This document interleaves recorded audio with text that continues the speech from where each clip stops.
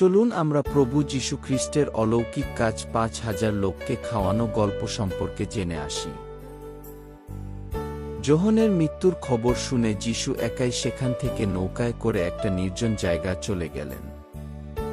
লোকেরা সেই কথা শুনে ভিন্ন ভিন্ন গ্রাম থেকে হাঁটা পথে তার পিছন ধরল। তিনি নৌকা থেকে নেমে লোকদের ভিড় দেখতে পেলেন আর মমতায় পূর্ণ হয়ে তাদের মধ্যে যারা অসুস্থ ছিল তাদের সুস্থ করলেন। দিনের শেষে শিষ্যরা তার কাছে এসে বললেন, জায়গাটা নির্জন, বেলাও হয়ে গেছে। লোকদের বিদায় করে দিন যেন তারা গ্রামে গিয়ে নিজেদের জন্য খাবার কিনতে পারে।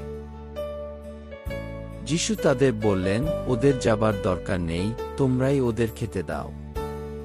শিষ্যেরা তাকে বললেন, আমাদের এখানে ৫খানা রুটি আর ২টা মাছ ছাড়া আর কিছুই নেই।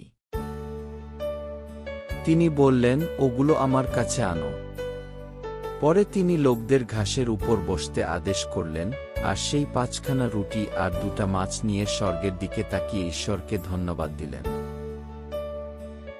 এরপরে তিনি রুটি ভেঙে শিষ্যদের হাতে দিলেন আর শিষ্যেরা তা লোকদের দিলেন, তারা প্রত্যেকে পেট ভরে খেল।